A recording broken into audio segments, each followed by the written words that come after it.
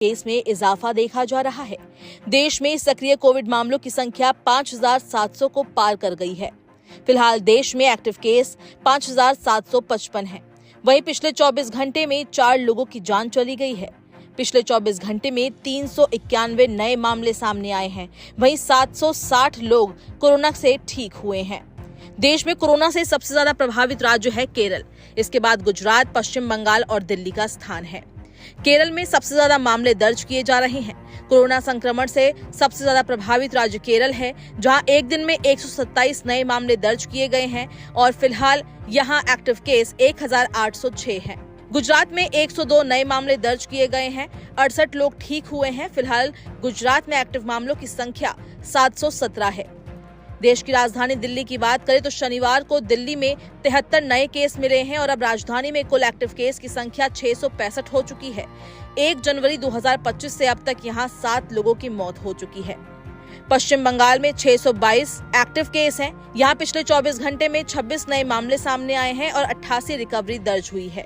अब तक पश्चिम बंगाल में केवल 1 मौत हुई है। देश भर की बात करें तो पिछले 24 घंटे में 4 लोगों ने कोरोना के कारण दम तोड़ दिया है। केरल, मध्य प्रदेश, महाराष्ट्र और तमिलनाडु में एक व्यक्ति ने कोरोना के कारण अपनी जान गंवा दी है। कोरोना के नए वेरिएंट के लक्षण पहले की तरह ही हैं, जिसमें बुखार, गले में खराश, खांसी और भूख न लगना शामिल है। चिकित्सकों का कहना है कि ये लक्षण सामान्य फ्लू के जैसे ही हैं।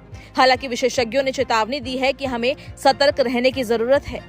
केंद्र सरकार कोरोना के खिलाफ लड़ाई के लिए पूरी तरह से तैयार है और ऑक्सीजन के प्लांट को भी फिर से सक्रिय किया जा रहा है ताकि किसी भी आपात स्थिति का सामना किया जा सके।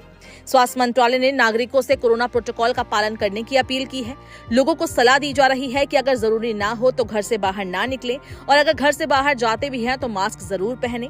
अगर आप ट्रैवल कर रहे हैं तो आपको हर आधे घंटे में हाथों को सैनिटाइज करने की जरूरत है। खासकर कुछ खाने से पहले तो जरूर सैनिटाइज करें। इससे वायरस को रोकने में मदद मिलेगी। कोविड से बचने का सबसे अच्छा तरीका है आप खुली जगहों पर रहें। अगर आप किसी बंद जगह पर या पार्टी में जाते हैं तो कोविड की चपेट में आने का खतरा बढ़ जाता है। कुल मिलाकर आपको खराब वेंटिलेशन वाली जगहों पर जाने से बचना चाहिए। अगर आपको ट्रैवल करना बेहद जरूरी है तो कुछ जरूरी दवाएं अपने साथ रखें, खासकर तब जब आप लंबे सफर पर जा रहे हों। इसके लिए अपने डॉक्टर की सलाह जरूर लें। अगर आपको बुखार या खांसी, जुकाम जैसे कोई भी लक्षण कोरोना के लगते हैं तो डॉक्टर से अवश्य संपर्क करें।